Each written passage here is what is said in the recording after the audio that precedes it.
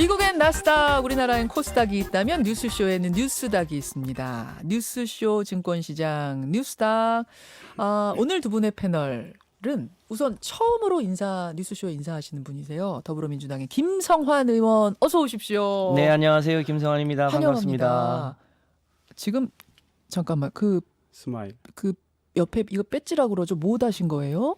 제가 국회의원 되기 전에 구청장을 8년 했거든요. 예, 구청장 하셨죠. 구에서 예. 일종의 행복 캠페인을 했었어요. 스마일 이런 네. 지금 배지를 달고 계시는데. 네. 근데 국회 가서도 행복한 정치를 해보라고 주민들이 계속 달고 다니라고 해서 지금 뭐라고 써 있냐면 스마일 표시에 행복은 습관 이렇게 써 있는. 물컵에 물이 네. 반밖에 없다고 느끼는 거하고 예. 반이나 있다고 느끼는 거하고 와. 행복의 조건이 다르대요. 철학가가 나오셨네요. 오늘. 네. 김성환 의원 나오셨고요. 환영합니다. 이쪽으로는 자유한국당 이상일 전 의원. 아니 원래 네. 뉴스쇼 고정하시다가 원내대표 비서실장 직책을 새로 맡으셔서 너무 바쁘다 쉬기로 하셨는데 아니다 바빠도 뉴스쇼는 나와야겠다 하고 다시 나오기로 결정하셨다고요. 네, 저 정말 감사하게도 우리 김현정 앵커께서 불러주셔서 와. 예, 제가 아무리 바빠도 나와서 우리 애청자 여러분들과 이렇게 또 이야기를 나눌 수 있는 이런 기회를 갖는 걸 영광으로 생각합니다. 감사합니다. 그러고 보니까 우리 이상일 전 의원은 원내대표 비서실장이시고 김성환 의원은 지금 당대표 비서실장이시죠. 네. 야, 두 실장님 모시고 오늘 반갑습니다. 반갑습니다. 네. 자 본격적으로 들어가겠습니다. 상한가 하한가 확인하기 전에 한 가지만 좀 짚고 갈게요. 김성환 의원님, 네. 문희상 국회의장의 아들 민주당의 문석균 상임 부위원장 지역구 세습 논란이 지금 벌어지고 있는 것 같은데 김혜영 최고위원이 민주당의 김혜영 최고위원이 공식적으로 문제 제기를 하고 나서 분위기는 어때요? 제가 이런 일이 있기 전에 문석균 씨를 직접 한번 만나봤는데요. 본인은 스스로 굉장히 경쟁력이 있다고 하고 제가 보기에도 그래 보입니다. 그래서 다소 억울할 수 있는데 이제 과거에도 이렇게 직접 소위 물려받은 경우들이 있었잖아요. 그런데 이제 최근 들어서 우리 사회에 공정의 가치가 많이 높아져 있고 예. 그런 것이 있어서 일단 당의 우려 그리고 국민의 정서를 의장님과 당사자에게 전달을 했습니다. 그래서 아마 본인이 현명한 결정을 하지 않을까 그렇게 예상합니다. 당에서 우려를 전달하셨어요? 문희상 의장한테도 하고 문석균 씨한테도 하고. 네. 그 얘기는 우려가 있다는 얘기는 조금 더 깊이 들어가자면 그러면 자진해서 결단해 주십시오 이런 건가요? 그 이제 최종 결정은 어떻게 날지 모릅니다만 우리 최근의 국민의 정서와 당이 이 문제를 매우 심도 깊게 보고 있다고 하는 사실에 대해서 전달을 했기 때문에 그 부분을 판단해서 결정하지 않을까 싶습니다. 그 정도를 보냈다면 이거는 그냥 알아서 그만 두셔주셨으면 감사하겠습니다라는 말로 본인은 들리겠는데요? 억울할 수 있겠죠. 실제로 아주 경험도 많고 지역에서 활동을 오래 해왔기 때문에 그게 무슨 아빠 찬스냐 나의 스스로의 경쟁력이지라고 생각하고 있거든요. 그런 면에서 다소 억울한 면이 있다고 스스로 지금 생각하고 있습니다. 함에도 불구하고 그런 우려를 전달한 이유는 당의 부담이 될까 봐. 전체를 좀 판을 봐야 되니까. 네, 국민들의 정서에 대해서 전달을 했습니다.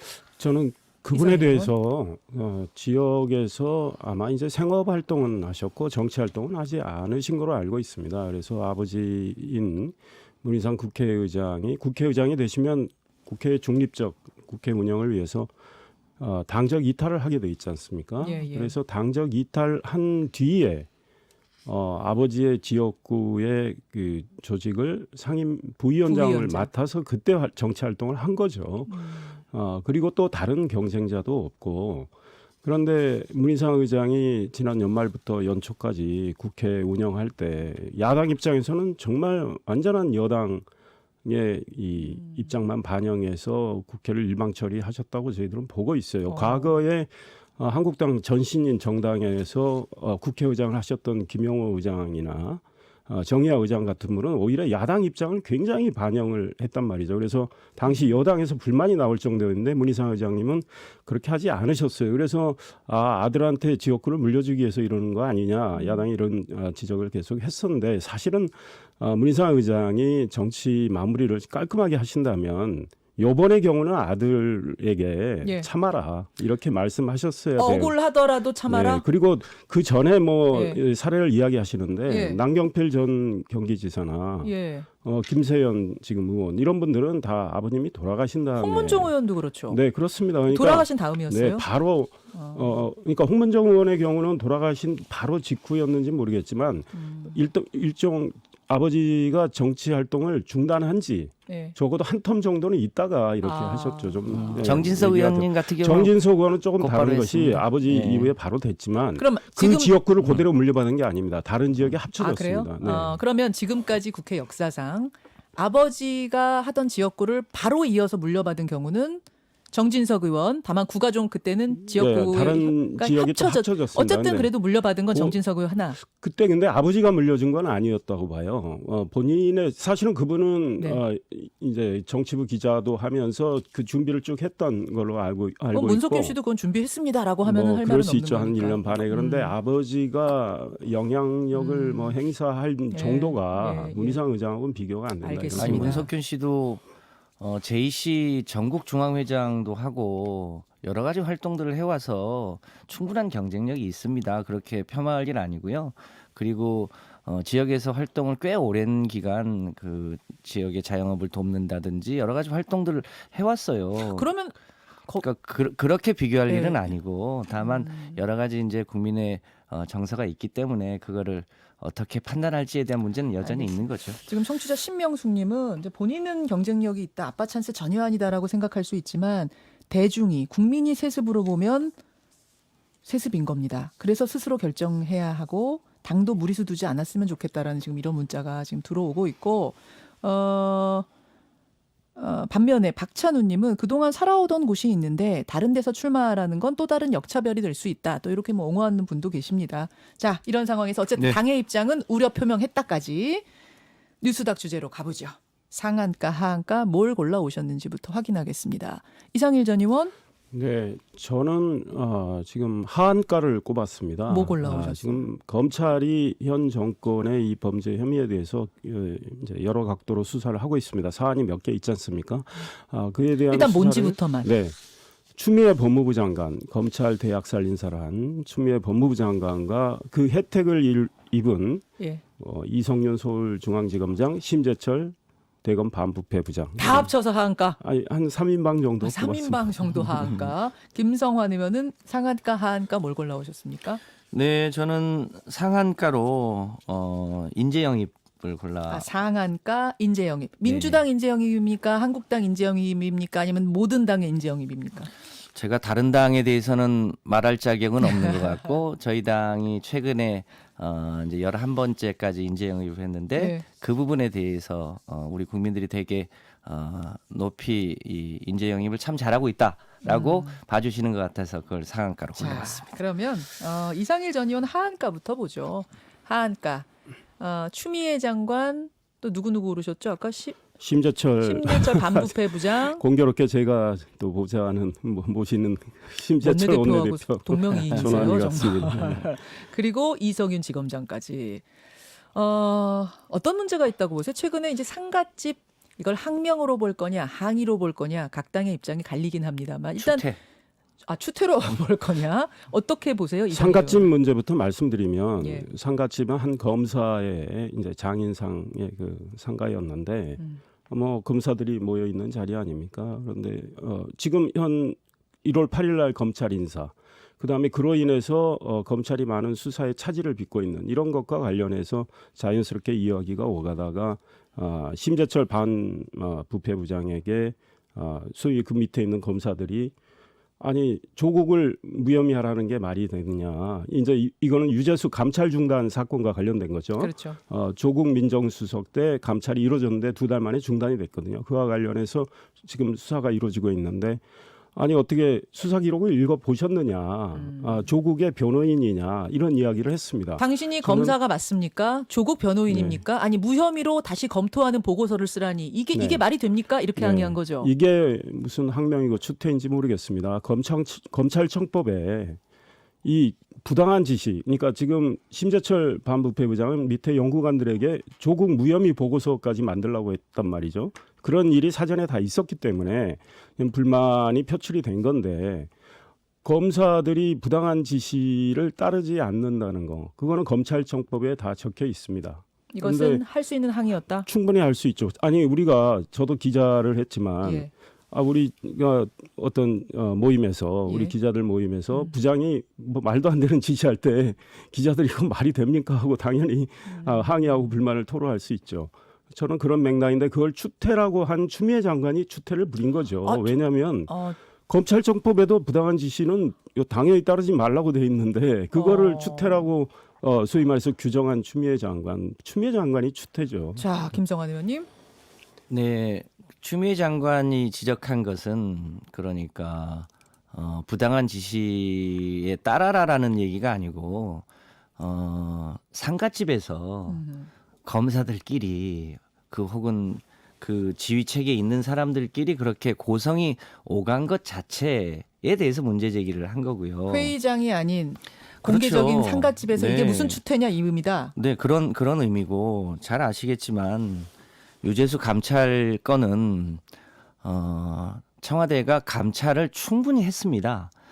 그리고 감찰을 사실상 더 할 수 없는 상황이어서 선택을 두 가지를 할 수 있었죠. 그러니까 검찰에 수사를 의뢰할 거냐 아니면 그 해당 기관에 일종의 인사 조치를 하게 할 거냐에 대한 검토를 당시에 조국 수석과 그 두 명의 다른 분들하고 같이 회의를 해서 내린 일종의 정무적 판단입니다. 그래서 그 부분에 대해서 검찰이 이 문제를 어떻게 볼 거냐에 대한 판단의 문제이지 이것을 예를 들어서 직권을 남용했다고 하면 세상에 직권 남용 안 한 게 아무것도 없을 정도로 여러 가지 논쟁이 있는 겁니다. 그 부분에 대한 내부 판단에 대해서 여러 가지 검토를 해보라고 했던 것 같은데 그러니까 심재철 부장은 지금 설명하신 대로 이런 생각을 갖고 네. 검찰이 지금까지 아래 검사들이 수사해놓은 그러니까 조직이 수사해놓은 것에 대해서 다시 해보라고 할 수도 있는 거 아니냐 이 그럼요. 말씀이신 거예요. 네. 자, 이상일 의원. 그 검사의 상가에서 검사들이 모인 자리에서 이야기가 나오는 게 무슨 그게 뭐 소위 말해서 정말 뭐 물병이 나르고 뭐 그런 정도가 있었다면 추태라고 할 수 있겠습니다. 그러나 뭐 좀 큰 소리로 아니 정말 수사 기록 읽어봤느냐, 조국 변호인이냐 이게 무슨 추태입니까? 검사들의 불만이 그만큼 가득 차 있다. 왜? 1월 8일 인사를 통해서 수사를 사실상 방해하고 있기 때문에 그런 불만이 나온 거고요. 인사가 수사 방해다. 그렇죠. 그다음에 우리 김 의원님 말씀과 관련해서 그 검찰 공소장 읽어보셨습니까? 충분히 감찰이 됐다고 봅니까? 공소장에 다 나와 있어요. 감찰이 왜 중단됐는지가 다 나와 있습니다. 김경수 지사, 백원우 당시 비서관, 청경덕 행정관 이런 분들이 전화 걸어서 아니 지금 감찰을 정권 초기인데 감찰을 계속해서 우리 정권과 관련된 사람의 비위가 나오면 정권 이미지에 안 좋아질 수 있다. 이런 이야기도 있고 그 유재수라는 그분은 금융위에서 우리가 좀 박아놓고 활용을 해야 된다. 뭐 이런 취지의 이야기들이 계속 나와요. 그리고 노무현 행정부 때 고생을 했으니 좀 봐줘라. 이런 것들이 계속 나와서 조국 이분은 당시 유재수를 전혀 몰랐기 때문에 감찰을 지시한단 말이죠. 그러나 많은 전화를 받고 나서 중단을 합니다. 그런데 그때 반부패 비서관 박형철 비서관은 어떻게 이야기합니까? 이 사안 중대안이 이거 수사 의뢰해야 된다. 이렇게 하는 거 아닙니까? 자, 그런데 그래서 이제 검찰 그걸 막아서 수사가 중단이 된 겁니다. 예. 그런데 그 감찰이 충분히 이루어졌다고 할 수 있습니까? 이제 아마 재판부의 판단이 나오겠지만 검찰 공소장은 검찰이 제대로 수사를 했다고 보는데요. 이 공소장을 제대로 읽어보시면 감찰을 충분히 했는지 아니면 감찰이 소위 말해서 여러 가지 압력에 의해서 중단됐는지 아실 수 있을 겁니다. 지금 한국당에서는 심재철 부장뿐만 아니라 추미애 장관까지 고발하겠다. 고발을 이미 했습니다. 추미애 장관은 1월 8일. 그건 이제 그 요사안으로 인사와 대한 건 아니고 고발했고 네. 이성윤 지검장하고 심재철 부장도 고려하세요? 심재철 부장의 경우는 현재 고발을 검토하고 있죠. 왜냐하면 조국 전 장관에 대해서 뭐 무혐의 보고서를 만들라, 예. 뭐 이런 등등과 관련해서 이거는 직권남용, 권리행사 방해 혐의로 아마 고발이 될 걸로 보고요. 김성환 의원님, 예, 어떻게 생각하세요? 뭐 잘 아시겠습니다만 대한민국이 그동안의 대부분의 정치적인 사안을 사실상 검찰의 시계 안에 넣어놓고 해왔던 측면이 없지 않잖아요. 20년간 이런 문제를 해결하기 위해서 공수처를 만들고 검경 수사권을 조정하자고 했는데 검찰이 일종의 수사와 기소에 대한 독점권을 가지면서 그걸 선택적으로 활용해 왔죠. 최근에도 이 국회에서 검경 수사권 조정과 공수처법이 패스트트랙으로 올라오니까 그걸 어떤 식으로든 소위 무산시키기 위한 여러 가지 이 검찰의 정치적 행동이 있어 왔던 거 아닙니까? 이런 문제들이 그럼에도 불구하고 국민들이 소위 검찰이 정치적 행위를 너무 과도하게 한다. 그런 문제 때문에 검찰 개혁이 필요하다. 이런 의견이 다수가 되었고 그 힘이 결국은 공수처법을 통과시키고 검경 수사권법을 통과시키는 원동력이 됐던 거 아닙니까? 그렇게 되고 나니까 그 소위 검찰의 정치적 행동에 앞장섰던 분들이 굉장히 불만이 많이 쌓여 있는 거죠. 그럼 지금 뭐 항의를 한 이런 분들, 예를 들어서 양석조 선임연구관 이런 분들이 그러면 정치적인 행동으로 조국 전 장관 수사라든지 이런 걸 했다고 보시는 거예요? 저는 최종적으로는 이제 사법부가 판단을 하겠지만 뭐 많은 국민들이 특히 정경심 교수를 청문회 당일날 아무 조사도 안 하고 기소를 했다거나 그 장관 집을 압수수색하면서 여러 가지 불법적 행동을 사실상 검찰이 했다거나 이런 것들이 다 검찰이 정치를 한다고 하는 오해를 살 만큼 충분한 오해의 소지들이 있었다. 그 부분에 대해서 사법부가 이제 최종적으로 판단을 할 것인데 그 과정에서 결국은 소위 이 검찰의 개혁과 관련한 여러 가지 법안이 통과되었고 그것 때문에 검찰의 소위 정치적 행동으로 의심이 가는 부분에 대해서 불만을 갖는 저는 검사들이 꽤 있을 수 있다 이렇게 봅니다. 불만의 한 말씀 표출이다. 분명히 해야 될 게 조국 가족 조국 집에 대해서 검찰이 압수수색한 게 어디에 불법이 있었는지 정확히 지적을 해주셔야 될 것 같고요. 지금까지 그게 불법이었다고 지적 나온 적이 있습니까? 그 다음에 정치적 행위, 검찰의 정치적 행위 지금 누가 하고 있습니까? 정치 검사가 누구입니까? 심재철 부장 같은 경우에 대표적으로 정치 검사라고 지금 낙인 찍히고 있어요.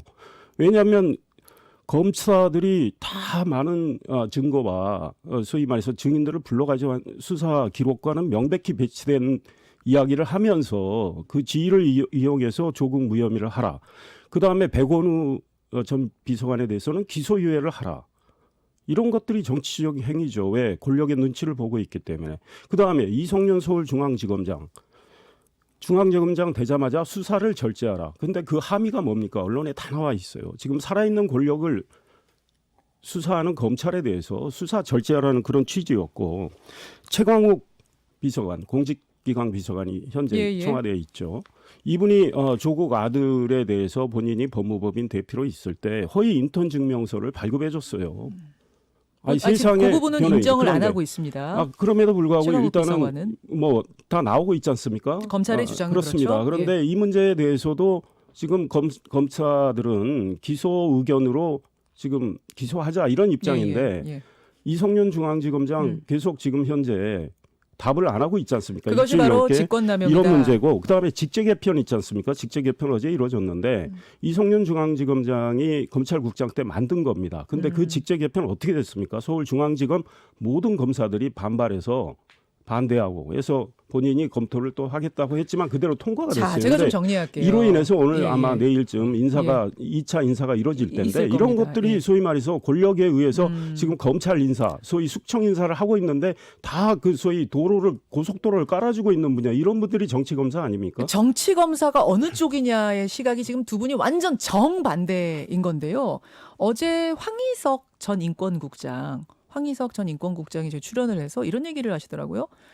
이 조국 전 장관에 대한 수사의 문제는 수사 과정에 불법이 있었냐 아니냐의 문제가 아닌 선택적 수사를 했기 때문에 이미 거기에 어떤 정치적인 의미가 담겨 있는 것이다. 여기에 대해서는 어떻게 답하세요? 이 선택적 수사 그거는 그쪽에서 그렇게 보는지 몰라도 검사들 수사 혐의 나오면 수사하는 거죠.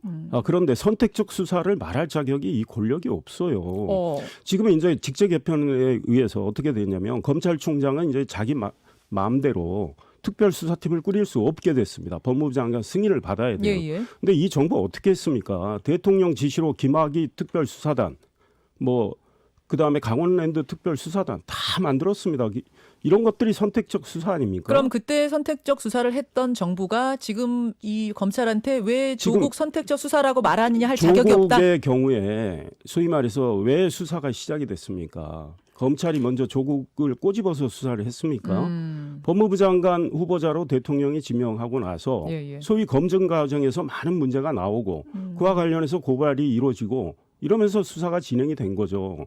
그리고 조국은 수사를 제대로 받았습니까? 그 가족이. 자. 소위 말해서 많은 특혜를 입었죠. 포토라인을 한번 안 서고. 그런데 정말 의혹이 소위 넝쿨처럼 계속 나오니까 검찰은 수사를 확대할 수밖에 없는 어디를 거죠. 봐서 그러니까 선택이냐. 이 사람이 그 후보가 혐의가 됐기 얼마나 때문에 됩니까? 할 수밖에 없었다 이 부부가 말씀이신 합쳐서 거예요. 혐의가 30개가 넘는데. 자, 김성환 의원님.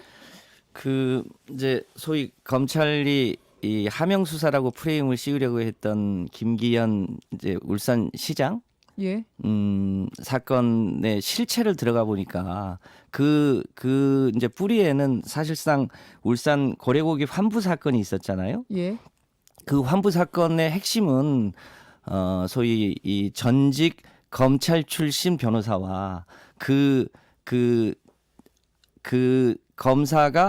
변호사가 검사 시절에 있었던 그 검사 후배 검사하고의 이 소위 유착 의혹 때문에 그 수십억 원의 이 불법 고래고기가 다시 이제 불법을 한 분한테 돌아가게 됐던 사건이 있었잖아요. 예. 그것 때문에 소위 경찰이 수사를 다시 하게 됐는데 그 경찰이 수사를 다시 하게 된 그것을 수사를 못하게 소위 여러 가지 이 소위 이제 이 수사를 못하게 방해하거나 혹은 무마한 게 당시의 검찰이었잖아요. 그 과정이 대표적인 일종의 선택적 수사의 그 부분에 대해서도 검찰과 경찰의 입장은 다릅니다만. 상징적인 거죠. 그래서 이 검사들 입장에서는 이 소위 인디언 기우제에 지내듯 특정한 사건에 대해서는 아주 먼지 털듯 털고 자신들에게 불리한 사건에 대해서는 그것을 수사를 안 하는 것을 통해서 사실을 감추고 이번 조국 전 장관 경우는 인사청문회가 장관 후보자가 됐기 때문에 어떤 그 검증의 테이블 위에 올라 있는 상태였다라는 이 말씀에 대해서 뭐라고 답하시겠습니까? 저는 불법이 있으면 그것에 대해서 확인하고 조사하고 그것에 맞게 상응하게 법적 조치가 필요하면 해야 된다고 봅니다. 그런데 잘 아시는 것처럼 조국 장관에 대해서는 대한민국의 모든 검찰력을 동원해서 소위 탈탈 털었잖아요. 탈탈 털었지만 지금 재판 과정에서 드러난 것은 일종의 뭐랄까요. 거의 먼지 털듯 털었음에도 불구하고 무슨 아주 그 심대한 불법이 있었던 건 아닌 걸로 되는 거 아닙니까? 소위 표창장을 위조했느냐 안 했느냐. 이런 문제 수준이란 말이죠. 그리고 사모펀드에 개입했냐 아니냐인데 대체로 이게 지금 재판 과정에서 확인되는 것으로 보면 큰 불법이 아닌 그야말로 표창장을 위조한 건은 이게 일종의 구속 사유가 될 만한 건은 아니라는 거잖아요. 혹시 입시에 쓴 거죠. 그렇다 하더라도 이제 그런 문제인데 이거를 마치 이명박 박근혜 대통령 때보다 더 많은 수사력을 동원해서 수사를 수사 했단 과정에 말이죠. 과잉이 있었다. 이제 그 그런- 부분에서 그런- 선택적 저는- 수사다라는 네. 말씀. 네, 우리 의원님 말씀 듣고 이 정도가 무슨 심대한 범죄냐. 이건 정말 심각한 문제의식이라고 자, 생각합니다. 죄송합니다. 왜냐하면 제가 좀 끼어들어서 우리 국민들이 지금 이 사문서 위조 하나 예. 위조할 생각 엄두도 못 내고 있는 상황입니다. 근데 위조가 수없이 이루어졌고 잠깐만요. 이상희 차명재산 의원님. 만들어서 지금 이 재산신고 이야기는 허위로 하고 제가 몇 달 전에 네. 하루에도 몇 번씩 했던 토론이 오늘 좀 네, 반복되는 느낌이어서 그래서 제가 여기까지만 듣는 국민들이 것으로. 불공정을 느끼는 거예요. 정부는 네. 공정과 정의를 이야기하지만 자. 이 정부의 핵심들은 불공정을 이렇게 저지르고 있는데 화가 내는 거죠. 뭐 화가 이 나는 부분에 거죠. 대해서는 김성환 의원님도 말씀하실 게 많을 것 같아서 제가 중간에 끊지는 않고 여기까지 들었습니다만 이렇게 하는 바람에 상한가 인재 영입이 좀 시간이 줄어들었어요. 김 의원님. 네, 네, 네. 인재 영입 잘했다라고 생각하시는 거죠? 국민들이 그렇게 평가를 해주시는 것 같습니다. 자, 뭐 말씀하십시오. 예.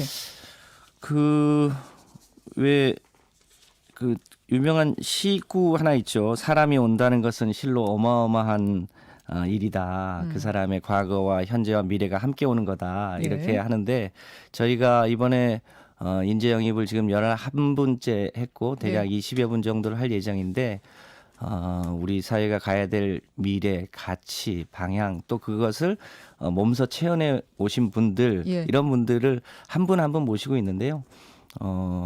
대체 국민적인 평가가 민주당이 이번에 인재 영입은 참 잘하고 있다 이렇게 평가를 해주고 계신 것 같아서 한국당 건 얘기 안 하실 거예요? 평가는? 뭐 한국당이 그 2달 전에 박찬주 전 대장을 영입했다가 곤혹을 치렀잖아요. 뭐 이제 실제 예, 예. 영입도 못 하셨습니다만 그런데 최근에 이제 저희 당을 따라서 인재 영입을 이제 시리즈로 하고 계신데 궁금한 게 있어요. 그때 박찬주 대장 말고도 여러 분을 그때 영입을 하셨거든요. 예, 예. 그런데 그분들은 다 어디 가셨는지 모르겠고 어. 뭐 새로 뭐 1호, 2호 이렇게 붙이고 있는데 1차, 2차. 1차, 네. 2차 하고 있는데 그게 맞는가? 그러면 기존에 영입하신 분들은 뭔가 이런 생각도 들고요. 그 지난해에 말에 이제 8분이 영입이 됐죠. 그분들은 활발히 활동하고 계십니다. 그래서 아마 어떤 분은 뭐 선거에 나가실 수도 있고 또 어떤 분은 당에 이제 뭐 선거전을 치러야 되니까 선거 운동에 전면에 나서실 수도 있고 그런 상황이고 민주당의 인재 영입에 대해서 예. 제가 뭐 평가할 분도 있다. 그러나 또 이렇게 약간 무리도 일어나는 경우도 있다. 그런데 이제 그건 국민들께서 평가하실 일이고 사실 민주당이나 한국당이나 좋은 분을 모셔오는 건 우리 정치의 새로운 변화를 위해서 바람직하다고 생각합니다. 그래서 선의의 경쟁은 꼭 필요하고 한국당에서 어제까지 소위 이제 올해 들어서 5호 영입까지 있었죠. 그런데 영입된 분들은 정말 저도 훌륭하다. 한국당에서 영입한 분들. 그래서 지금 영입 경쟁이 6호까지 나왔겠군요. 6호. 예. 지성호, 김은희, 남영호, 이종훈, 김병민, 신범철. 자, 짧게. 예. 전문가 영역에서 활발히 활동하신 분도 있고 네. 우리 사회의 좀 그늘진 곳에 대해서 이 문제 제기를 해서 예. 사회의 변화를 이끈 분도 있고 알겠습니다. 공익제보 같은 경우에 아니 지금 김성환 의원 타임인데 또 이상희 알겠습니다. 여기까지 하겠습니다. 하시다 보면 또 길어져요. 지금 다음 인터뷰도 기다리고 있기 때문에. 근데 인재 영입 상한가 줄만하다라고 김성환 의원은 말씀하신 걸로 이렇게 정리를 하면서 인사 나눠야겠습니다. 민주당의 김성환 의원 고맙습니다. 네, 감사합니다. 자유한국당 이상일 전 의원 고맙습니다. 네, 감사합니다. 뉴스닥이었습니다. 김현정의 뉴스쇼는 청취자 여러분의 참여로 이루어집니다. 트위터, 페이스북, 레인보우 게시판, 그리고 단문 50원, 장문 100원의 유료 문자 샵 1212, 우물정 1212 통해 참여하실 수 있습니다. 김현정의 뉴스쇼, 여러분과 함께 만듭니다.